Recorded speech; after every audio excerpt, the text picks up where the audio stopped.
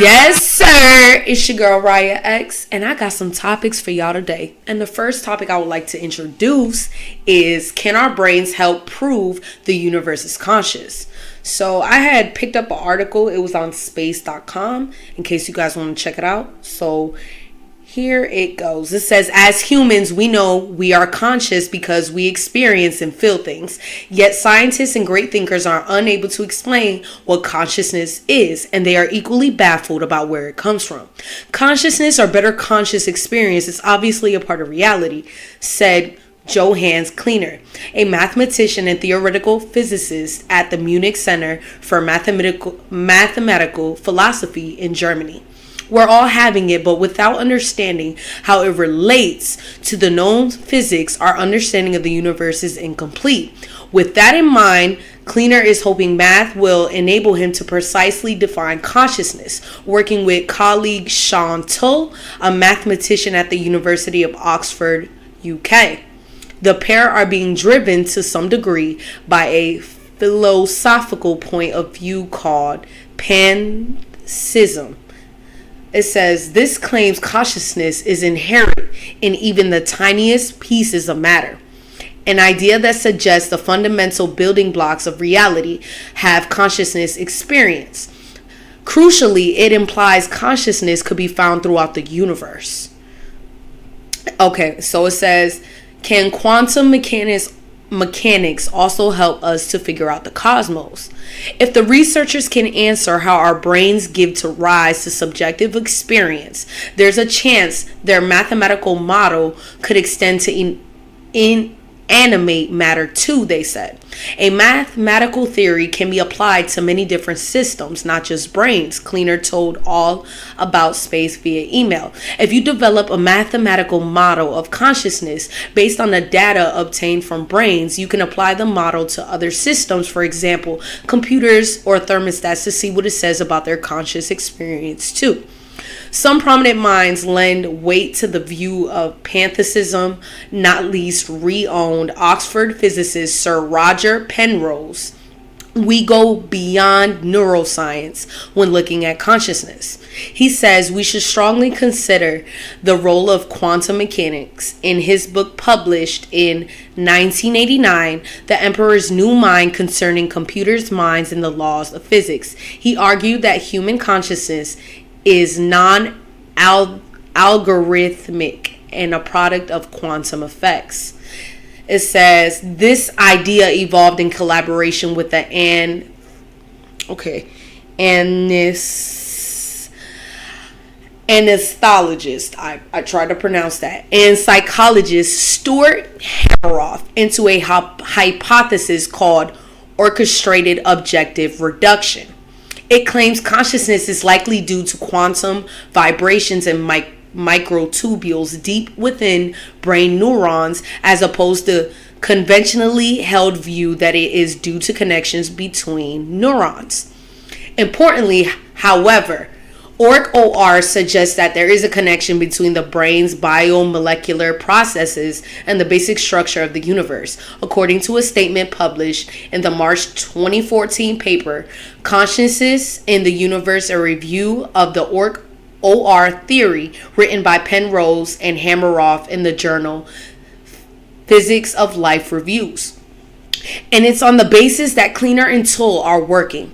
They are also inspired by neuroscientist and psychiatrist Giulio Tononi, distinguished chair in consciousness studies at the University of Wisconsin. So it says Tononi's theory of integrated information theory, published in the Journal of BMC Neuroscience, is one of the small class of promising models of consciousness. IIT is a very mathematical theory, Kleiner said.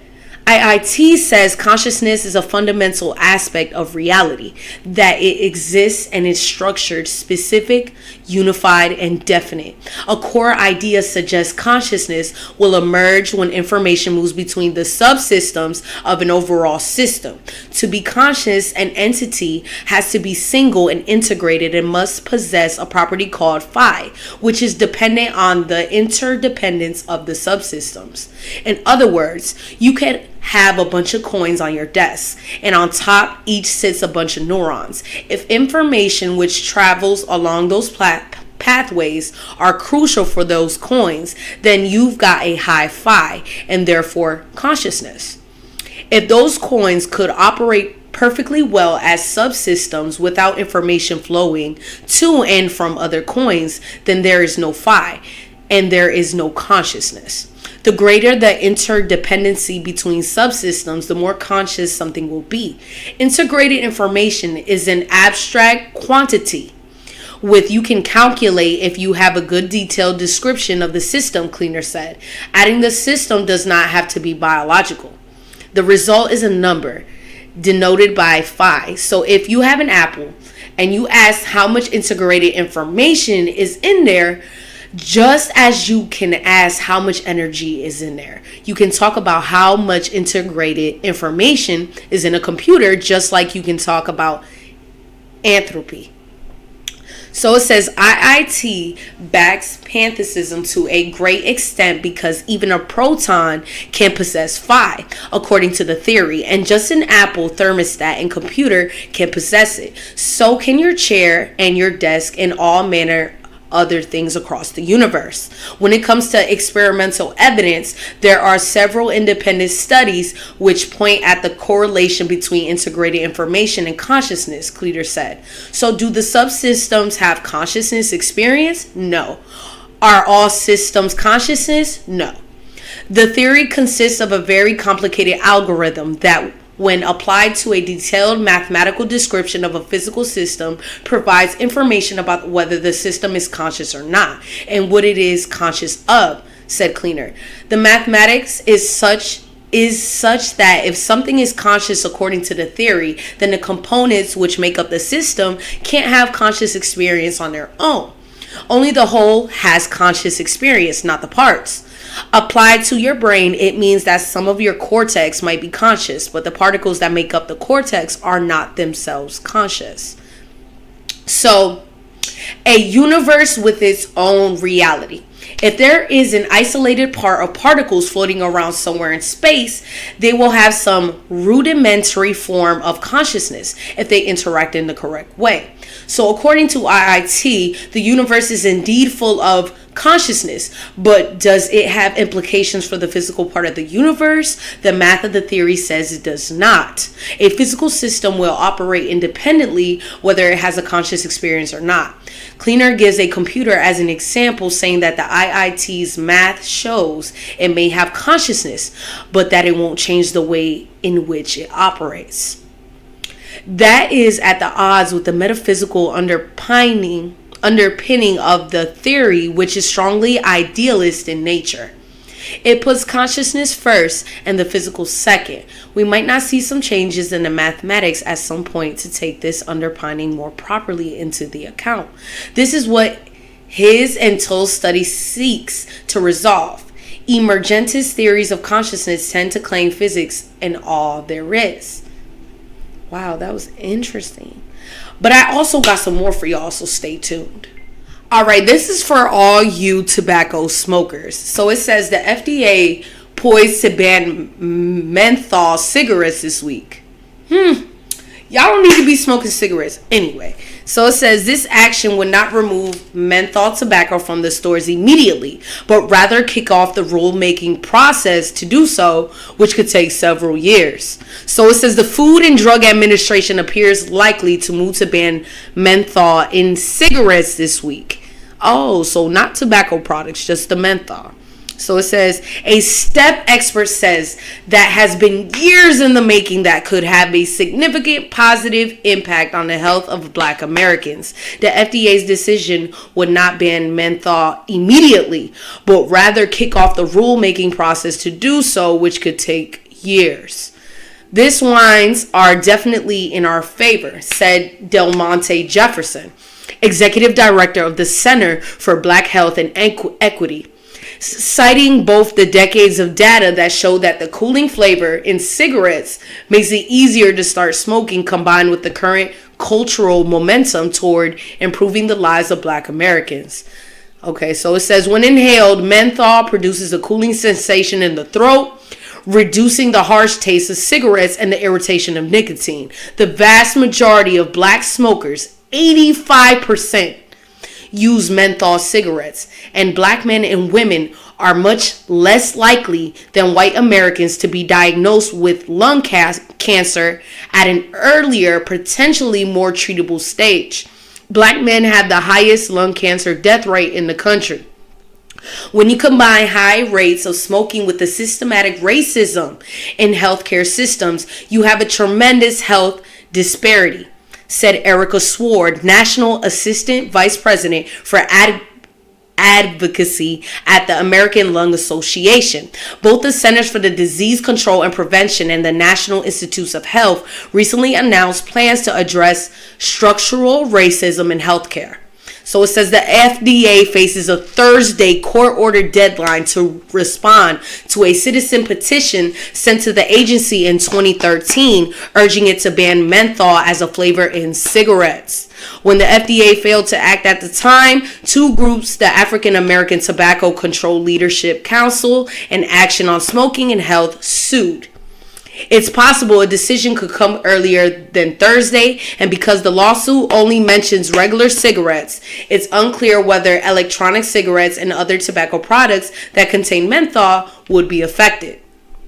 The FDA was poised to ban menthol flavoring in 2018 under the leadership of then Commissioner Dr. Scott Gottlieb, I believe that's how you pronounce it, but failed to follow through. Gottlieb did not respond to a request for comment. Some advocates of the menthol ban say a national focus on the Black Lives Matter movement may spur the agency to take action now. COVID-19 and the racial awakening we had last summer exposed the inequities of our system, Jefferson said. Menthol is just another example of the health inequities that have plagued African Americans for generations to come. Personally, I am more optimistic about the FDA doing the right thing on menthol than I have been in a decade, Sword said.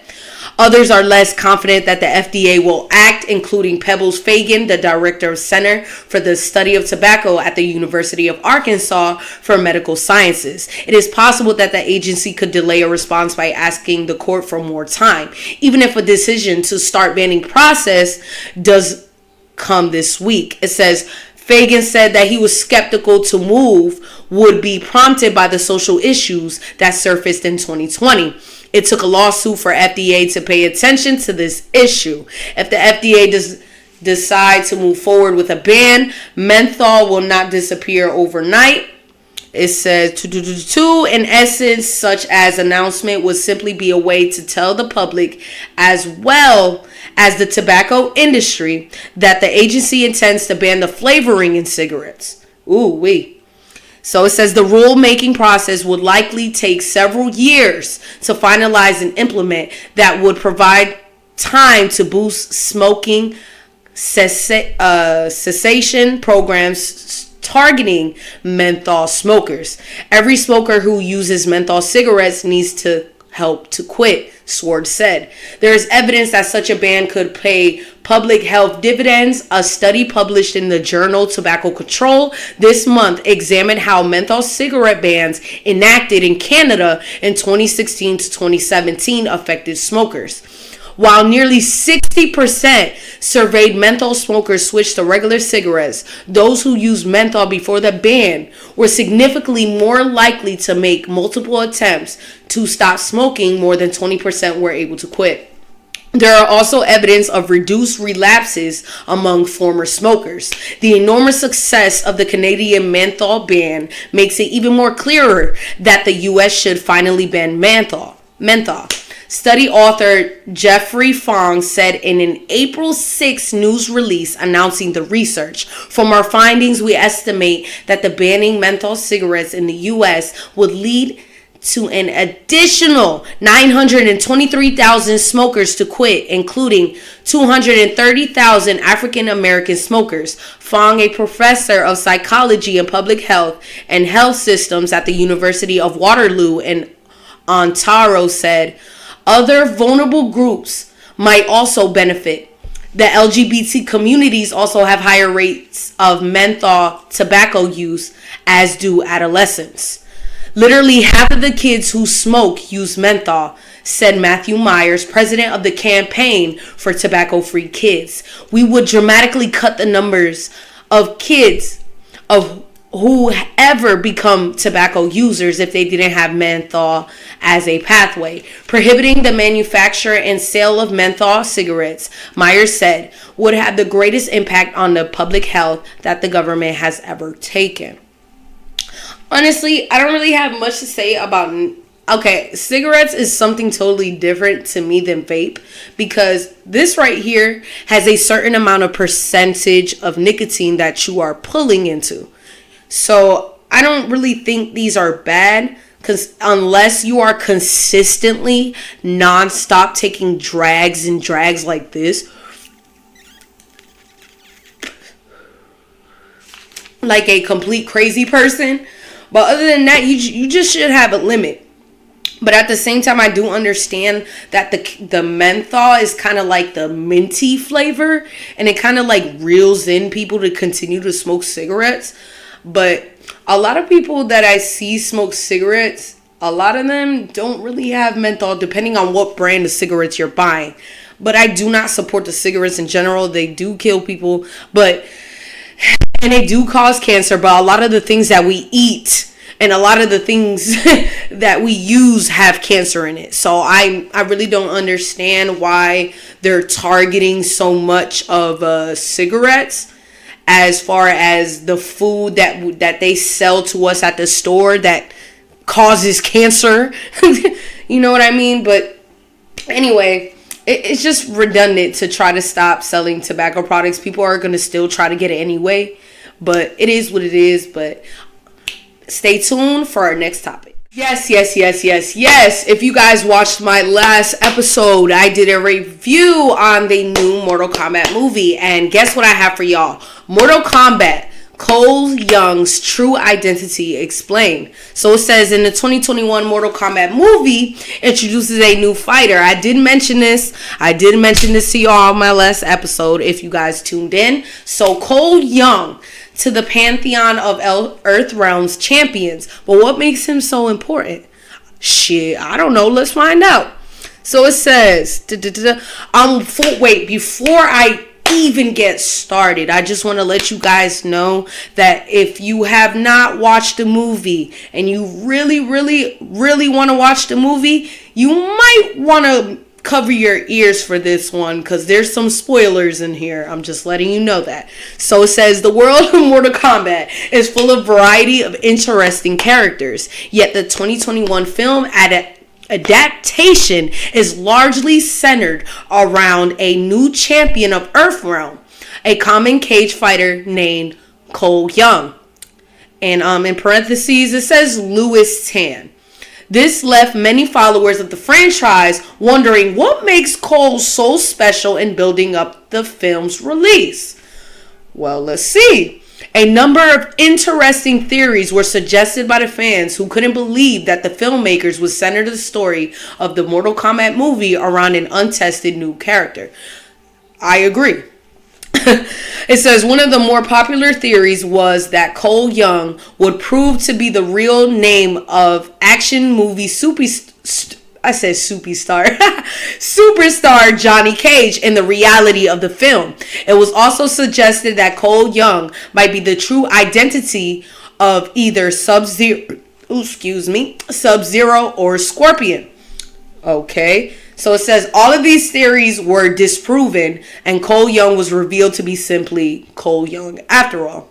Unfortunately, that's the truth, guys. He was just some made-up ass character. But to continue on with it, it says, however, the movie did reveal that Cole Young did have a connection to one of the most popular fighters in Mortal Kombat universe, paying off a scene that was teased in the film's trailer. It remains to be seen if Cole Young will be introduced in the reality of video games. But it can be stated that he proves his worthiness to stand among Earth's greatest champions over the course of Mortal Kombat.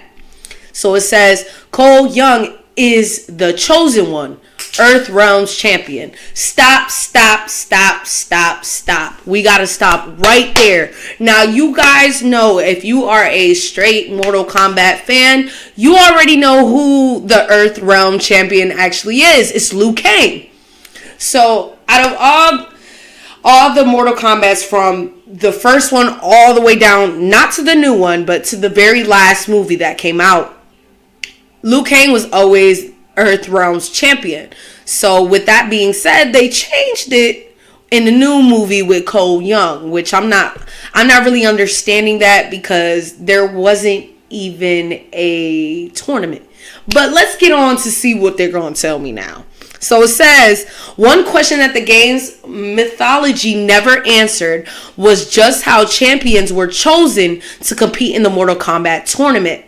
Invitations were presumably sent to the leaders of various orders and clans with instructions on where to send their best warriors.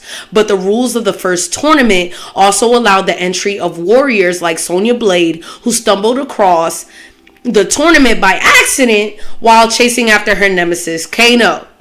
The 2021 Mortal Kombat addresses this with the idea of chosen ones and the distinctive dragon mark birthmarks, which indicate that they are destined to represent Earthrealm in the next Mortal Kombat tournament. Cole Young is completely ignorant of this as the movie opens, thinking that the mark of the chosen ones is an odd birthmark that just happens to resemble a dragon. After Sub-Zero's first attempt to kill Cole and his family, he was rescued by Jax, who has the same dragon mark, tells him to seek out Sonya Blade. It is Sonya who explains the history and purpose of the Mortal Kombat tournaments and sets Cole Young on the path towards his destiny. Scorpion's bloodline thrived after his murder. After arriving at the Temple of Raiden and beginning the training to discover his inner power and develop the unique supernatural abilities that could only be accessed by a champion of Earthrealm, Raiden explained a despondent Cole was not making any progress in his training, just why he was chosen. Yeah, why was he chosen? That didn't make sense to me. But anyway, Raiden spoke of Hanzo Hasashi, a legendary ninja who died over 400 years earlier at the hands of his rival, Baihan, who later became the monster Cole Young knew as Sub-Zero. Rather than being a simple orphan from the south side of Chicago, Cole Young was the last scion of Hanzo Hasashi's bloodline, which Raiden had taken steps to protect after Hanzo Hasashi's infant daughter. It is not confirmed that Cole Young is the last surviving member of the bloodline, but is heavily implied by other events. How Cole Young fits with the other champions. One thing that Raiden does not explain to Cole Young is revealed to the audience in a title card following the film's opening sequence, depicting the death of Hanzo Hasashi and his family. There is an ancient prophecy which foretells a group of champions will be united by the rise of Hanzo Hasashi's blood. It is the prophecy that spurs the forces of Outworld, commanded by the sorcerer Shang Tsung, to begin hunting down and killing the chosen ones of Earthrealm before the next Mortal Kombat tournament can officially begin within the next month. They do this in spite of Sub-Zero's certainty that he completely destroyed Hanzo Hasashi's clan 400 years earlier, and the fact that Outworld seems to have a clear advantage in the Mortal Kombat tournament after 9 straight victories. This raises an interesting point that the film does not go into regarding just how the Elder Gods go about selecting the chosen ones and why the dragon marks can transfer to unworthy agents who kill a chosen one. It is suggested that the defenders of Earthrealm are largely chosen from the bloodlines of famous warriors. Apart from Cole Young, the chosen ones of the generation include the monk Kung Lao, who proudly notes that he is descendant of the great Kung Lao. In addition to being the great champion of the Order of Light, Yet it is also suggested that the followers of Raiden seek out those who are proven warriors with noble hearts and bring them into the fold once they have proven themselves. This is shown through the story of Liu Kang and how, like Cole Young, he was an orphan, though he was adopted in the Order of Light and upon graduation sent after a child trafficker who had acquired a dragon mark. What Cole Young's bloodline means for Mortal Kombat's future. Cole's connection to Hanzo Hasashi proved to be the deciding factor in the battle to stop Outworld from gaming the system and killing Earth's champions before the Mortal Kombat tournament could begin in earnest. Before sending the surviving champions off to face the followers of Shang Tsung, Raiden gave Cole the blade of Hanzo Hasashi, which had been used against him to take his life. Raiden explained that Hanzo's spirit would fight with him if he used the weapon in the battle to come.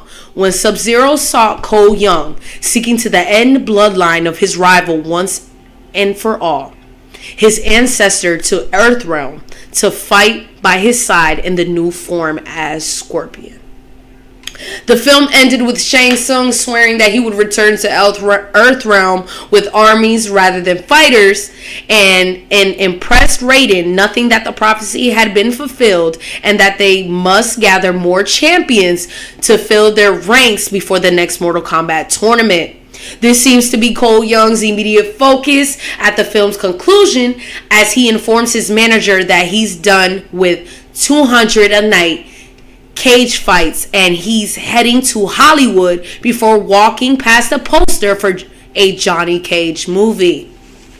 Beyond acting a recruiter for the defendants of Earthrealm, it seems likely that Cole Young will retain the blade of Hanzo Hasashi, allowing him to call upon his ancestor once again if he is needed. Ooh, wait. They have they have something else I want to read. It says, what Mortal Kombat's final scene means for spoiler in the sequel. So it says, in the ending of Mortal Kombat, sets up the appearance of Johnny Cage in a potential sequel should Mortal Kombat 2 happen. The 2021 movie reboot of the long-running video game series largely gives fans what they want from a Mortal Kombat movie, with plenty of incredible fights, fatalities, violence, gore galore. Indeed, aside from quibbles over the story of certain characterizations, the only major thing missing was known about in advance: Johnny Cage. One of the original Mortal Kombat characters from the 1992 game, he's a fan favorite fighter, cocky movie star who is conspicuous by his absence here. Mortal Kombat 2021 focuses on Cole Young, Louis Tan, a new creation for the movie, who serves as the audience way into the universe with Cole, an outsider to the titular tournament, much like Cage was in the original Mortal Kombat movie. That's a decision that makes perfect sense, because Cole, his story, and most of all, his true identity as descendant of Scorpion are at the very heart of Mortal Kombat. However, that doesn't mean that there's no room whatsoever for Cage, but rather that what is there is just to tease viewers and what appetites for more. The ending of Mortal Kombat 2021 sees Cole Young teaming up with the resurrected Scorpion to take on Sub-Zero with the ice-powered warrior, eventually defeated by the way of his great foe's toasty fatality. It's clear though that it isn't really the end of the battle, as Shang Tsung appears to promise that he will return next to bringing armies and likely Sub-Zero as Noob Saibot. While he's teleported away by Raiden, it's clear setup for another round of Mortal Kombat, and one where Earth will need a new set of champions whom Cole is instructed to find following several losses. Exactly who all of those characters will be is unclear, but Mortal Kombat's final scene overtly sets up Johnny Cage to be one of them. It finds Cole packing up his locker, getting out of the fighting business to head to Hollywood. When asked what's in Hollywood, he responds that it is that it isn't about what, but who. As if that wasn't obvious enough, the camera then pans to the poster for the movie Citizen Cage Fight for Your Rights, starring none other than Johnny Cage. The idea of Johnny Cage being a movie star is, of course, intrinsic in his character, so it makes sense to use that as a lead-in for his appearance in Mortal Kombat 2. It means that even before the sequel happens, Cage is somewhat established as a persona in the universe, meaning there needs to be less setup of who his character is and more of the low blows and cockiness fans want to see.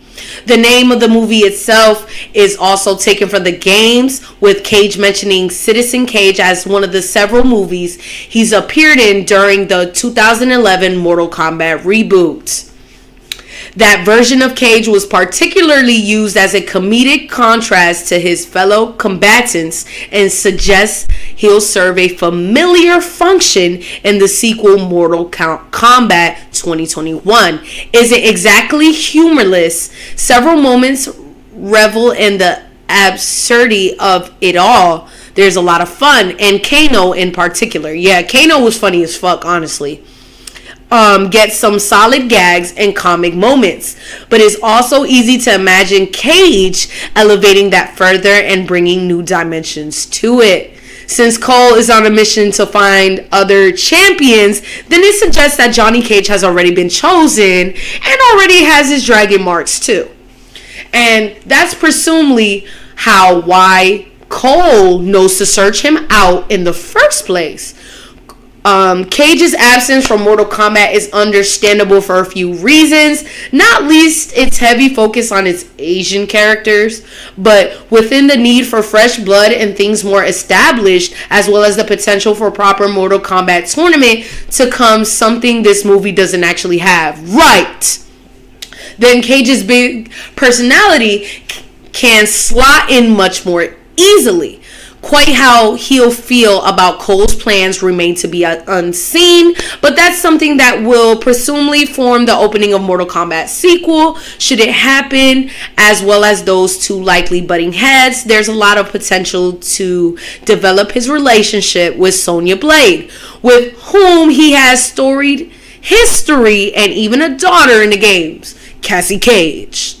Of course, even with the tease, there are big questions over Cage's future. A sequel hasn't been great lit, but if the movie is a hit, then it'd be a no-brainer, with cast and crew expressing interest. The other question is just, who will play Cage in Mortal Kombat 2? Right! It'd be fitting to plump for a big movie star to add a meta touch, but it also needs to be someone well-versed in action movies, fight choreography, that makes someone like Keanu Reeves a particular fun. Yo, honestly, before I even finish reading that, yes, that would be dope if Keanu Reeves was fucking Johnny Cage. So it says, they have another option. It says, or perhaps Scott Adkins for a more skilled martial artist. Honestly, nah, it should be Keanu Reeves. Whoever plays him, should a Mortal Kombat sequel happen, Johnny Cage is going to be in it. I cannot wait for Johnny Cage to be here. But anyway, stay tuned for our next topic, motherfucker. Kanye West raises $1 million for DMX's family with sold out Balenciaga T-shirt collaboration. Woo woo. It says Kanye West helped give back to DMX family in a big new way through his Yeezy brand. West collaborated with fashion brand Balenciaga to create a t-shirt in honor of DMX, who died on April 10th, just days after suffering a heart attack at his home. All of the net proceeds from the $200 shirt will go to the late rapper's family. According to TMZ and Page 6, shirt sales raised $1 million and sold out within 24 hours over the weekend, during which time a public memorial for DMX took place at the Barclays Center in Brooklyn, New York. DMX official Instagram account also advertised the t-shirt before it sold out. It says Saturday's public memorial for DMX, which was shown to the world via YouTube live stream, featured hundreds of fans gathered outside to celebrate the rapper. Inside the venue, capacity was limited at only 10% for family and close friends due to the pandemic. It says West, 43, led his iconic Sunday service choir to kick off the memorial inside the Barclays Center with several songs before DMX's family, including his fiancée Desiree Lindstrom, and the late artist's children appeared on the stage with the singing group. It says several stars spoke during the memorial, including Eve, known as the First Lady of the Rough Riders. I am seriously the luckiest woman in the world to have been adopted by the Rough Riders, but to have known DMX the way that I knew him, as a man, a father, a friend. This is so hard, y'all. What I pray, what I hope, I pray to God, I pray to our angels, our ancestors, that his journey was smooth. I know that he will rest in power, rest in love, but most of all, he will rest in peace. Wow, that was very touching. That was a very touching speech by Eve. That was very touching. Let me see if they have a little clip. I believe this is his. I believe they have a clip of his actual funeral. Yep. If you guys want to take a look at that, it is actually the celebration of DMX. It is approximately about 4 hours. If you want to take a look at that, and I honestly, personally, do not want to see him go in a casket or any of that. Like, why would I want to see that? Like, I honestly find that disrespectful to his family. But I mean, if that was their decision, then that's them. You know what I mean? That's not my son, and I respect that. I mean, that's his family. But honestly, I do like the shirt, y'all. The shirt is fucking nice. Check this out. This is the shirt, y'all. This shirt is fucking nice. Like, it really is. I have to show it to y'all. Check it out, y'all. That shit right there is nice. That shit is dope as fuck. But yeah, if you guys want to check that out, just go on the Balenciaga website. I believe it's $200 per shirt. They're available to everybody and who's anybody. Now stay tuned for the next topic. Honestly, y'all, before I even state the name of this topic, I just can't believe why people would do this and try to destroy something so beautiful. It's just so messed up. But anyway, let's get into it. It says thousands of barrels of DDT poison found dumped off coast of California. So it says marine scientists have discovered a toxic waste dumped in the Pacific Ocean of the coast of California that includes more than 25,000 barrels of highly toxic, widely banned pesticide.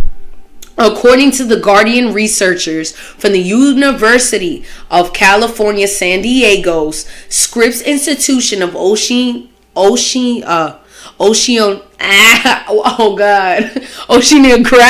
mapped tens of thousands of acres of oceans between Los Angeles and Catalina Island, more than 20 miles offshore. The area has long been known to have high levels of DDT, but the dump site had never been found before. So that means it's been there and it's been lingering for a very long time, and they just now found it. That's fucking nuts. It says researchers found that the commercial shipping vessels had used the area to dump chemicals from the 1930s until 1972, when Congress passed the Ocean Dumping Act and the Environmental Protection Agency was created. The barrels were found about 3,000 feet below the surface, and the researchers believe there may be other similar dump sites nearby. The dump site being surveyed is believed to have between 320 and 640 tons. We're talking about tons here of DDT. That's wow. Are you fucking serious? It says it is unknown what effect the chemical has had on marine life. But previous research has found high levels of DDT in the blubber of whales and dolphins that died of natural causes in sea lions that develop cancer. Decades of research indicates DDT is very harmful to humans. The search for the dumping site began more than a decade ago when researchers from University of California, Santa Barbara found concentrated levels of DDT in sediment in several dozens of barrels. The UC San Diego researchers hope that the discovery will lead to the cleanup effort or at least more research into the extent of the damage caused by the dump site. Wow. I'm looking at this picture, y'all, and y'all need to see this. It's gross. All these beautiful sea creatures that are in the ocean are being destroyed. Like, we're destroying their own habitat. How would we like it, right, if they came into our habitat and started fucking shit up? Obviously, we wouldn't like that shit. We don't want nobody fucking with where we live and stuff like that. It's like we're taking their life away from them. And then on top of that, for those of us that eat fish, you're contaminating the fish on top of that. You know what I mean? So like this can cause a lot of deaths, and I just don't understand, why would you want to destroy something so beautiful? I really don't get that. But stay tuned for our next topic. Yo. It says how 16-year-old Jai Beats landed production credits on #1 albums from Young Thug and Rod Wave. So it says the producer talked about balancing homework and producing songs like Rod Wave's Tombstone and Young Thug's Real. Despite still being in high school, California-based producer Jai Beats has managed to break into the music industry with production of credits for the likes of Lil Tecca, Fetty Wap, and Kevin Gates. The 16-year-old has had a chart-topping 2021 so far, landing 3 credits on Rod Wave's latest album, Soulfly, including the lead single Tombstone. As if that wasn't enough, he also recently produced the track Real off Young Thug and YSL's Slime Language 2. Genius caught up with Jai Beats over the phone to discuss how getting his melodies stolen actually led to his breakthrough, music theory, and balancing homework and producing. This interview has been lately... Okay, so the interview was by Shy Inc. So it says one of the first questions they had to ask was, what was your first introduction to music? So this is what he had to reply. I got into music because my dad is a producer. He inspired me at a very young age. I was always in the studio, probably when I was 1 years old, messing on his MPC and drum pads. I eventually picked up on it and started making stuff on my own. I really truly started producing at probably 13. Did you know you always wanted to produce as a career? It says, I think I naturally got into it. I wasn't thinking, wow, this could be a career or anything, until recently I was like, I can make money off this and get my beats to artists. I just saw the potential. At age 13, what were your beats sounding like? They were so bad. The beats I was making was like Juice WRLD beats. They were heavily inspired by Internet Money beats. What were those early stages like? Honestly, I just wanted people to use my beats. I was in middle school and they were being mean about it and saying, no one's going to use beats, you're trash. That inspired me to prove them wrong. I was like, I'm going to work harder at this and try to get my beats to artists. Once I gave myself that mindset, that's when I started to get my beats to artists, got producers to use my loops, got a following on Instagram. Instagram was the way I was connecting with people. I would hit up producers, artists, engineers. They were the ones who could really get my beats and loops to these artists. I'm a sophomore right now, and a lot of it is really hard to balance trying to get music done and get my homework done on time. What was your first break? It was actually a PNB Rock placement. I had a whole thing where someone scanned me out of my melody. I made a post about it and people in the industry were sharing it, and I gained a lot of exposure just from getting my loop stolen, which was funny. To be honest, I didn't get paid from it or any heads up that he used the beat or any of that. I woke up one day and saw that the producer blocked me on Instagram on some I'm just going to put this out and not going to let you know. So I put a video out explaining that this is my melody and I had no heads up, and I got a lot of exposure from that. That's when I started to get the ball moving with people wanting to work with me more. How did you end up producing on Young Thug's Real? That record happened with my boy YPM Richie. I tapped in with him because he asked me for loops one day and I heard his beats. His beats were very hard. He produced Lil Goddess, No Kizzy. So I sent him vibes like that and put him on my weekly list of loops. I sent him guitar loops, piano loops, and one of those loops one day ended up being the real loop. When did you find out you made the album? Not until recently. February 2nd was when I heard the snippet and I was shook, to be honest. I was like, dang, really? Young Thug used my beat? That was a long-term goal I had. Did you remember much about making the sample? That was one of my first loops on my electric guitar. I got a Stratocaster from the Fender and made a couple loops and was practicing it, and that ended up being that loop. What was it like when the record dropped? It was crazy. I didn't even want to sound like a fanboy, but I was jumping, man. I was like, wow, I'm really on this project. I wasn't expecting it. I thought the song wasn't going to make the project, to be honest. You also produced on 3 songs on Rod Wave's latest album, Calling, Shock the World, and lead single Tombstone. How did that come about? That was through different people. My boy DiCaprio would help me with a lot of things. He say start posting on YouTube, build your brand and all that. I listened to him and was very inspired by him. Like, he's truly the reason I got into that Rod Wave thing.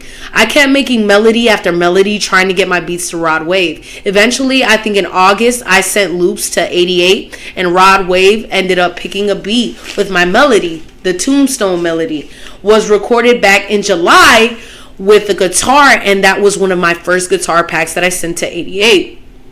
How did the other records come about? The other records happened with TNT. I was in some group chat and I saw he was in there, so I was like, this is my time to show off my melodies. I put a melody in the chat and asked the chat, what do you guys think of this? TNT ended up liking it. Me and him locked in. He asked me to sample some song and we made a couple beats. I think the first ever beat we made was Shock the World, which ended up being on Rod Wave's project. Did you end up sampling the song for TNT? It was some song that Rod Wave probably wanted, and to be honest, the song was really hard to sample. I'm sitting here for like an hour or two chopping it like, how can I do this? I ended up going to splice some vocal hook, put some keys over it with Uncle Cameron, and played some guitar leads over it and sent it to TNT. Was Calling the last one you did out of the 3? Yeah, Calling was the last one we did. The melody I made back on February 12th and 3 days later got placed with Rod Wave. That's one of the quickest records I produced. After I played Shock the World, TNT was like, I know what Rod Wave likes. He likes the samples. He likes melodic piano and guitars. I was like, this is perfect. I got it down. I want to try to get more on this project. So it says, when making samples, are you using much music theory, or do you just know that the sound you're going after?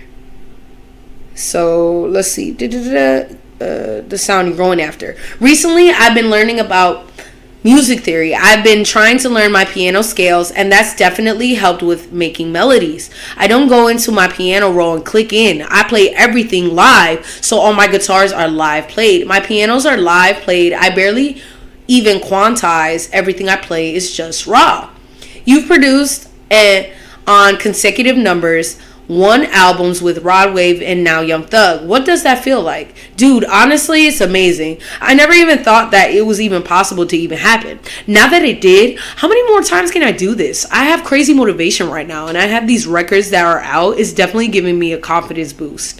What was it like seeing Tombstone being performed on Jimmy Fallon?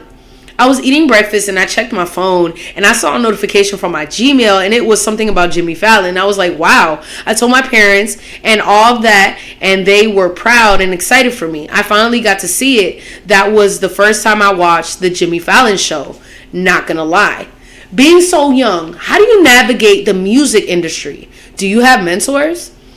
Honestly, I've gone into the music industry just observing everybody. I didn't really have a mentor. I was just watching what was happening with other people. Like, okay, if I do this, then this will benefit me. Or if I don't do this, then it'll make things worse for me.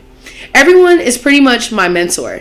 Anyone who has more success than me, I look up to them and be like, how can I be as good as this person or even better than this person? What's your situation in school and music? I'm 16, so I'm a sophomore right now, and a lot of it is really hard to balance trying to get music done and get my homework done on time. It's a battle. Have you seen a shift with people at school since you got these big records? I've seen a shift with some of the people around me, like how they greet me, how they talk to me. In the back of my head, I just keep thinking, damn, these people really did not support me. Now they're supporting me. I try to keep myself humble, so I don't want to show that side. So I always reply to people with thank you or I appreciate it. I don't like being arrogant. Being so young, where do you see yourself in 5 years? My goal in the next 5 years, I'm trying to be a millionaire. I know that's a lot of people's dreams, but I feel like I have the potential to make $1 million before I'm 18. If I keep on being consistent with the music stuff, to be honest, some of the artists I want to work with are Roddy Ricch, Tyga, Sweetie, those people that are making that West Coast stuff. I'm from the West Coast myself, so I love the club sound. Honestly, this boy Jai Beats is fucking amazing. He's only 16 years old. It's amazing. Like, there's like no excuse, guys. If you stay consistent in what you do, you will become better. That was the message that was sent by Jai Beats. He's only 16 years old, and there's a lot of you guys who are older that ain't doing shit with your life. But anyway, it's your girl Raya X. I hope you guys like the topics that I brought up today. If you have any suggestions, you can email me. I will leave it in the description for you guys, so you can email me. You can also DM me on Instagram, Facebook. I have a couple pages that you guys can get on. I believe I have Medusa Rage. You guys could look that up on Facebook, but I will leave it also in the description for you. I also have a LinkedIn page that you guys can check out. I am currently building that up. I just started posting my episodes on there. I believe the profile's under Raya X. You can check me out on there as well. As far as other profiles, I will be coming up with new ones, but I love you guys. I hope you guys enjoy the rest of your day. And just remember, always smile and be happy. I love y'all.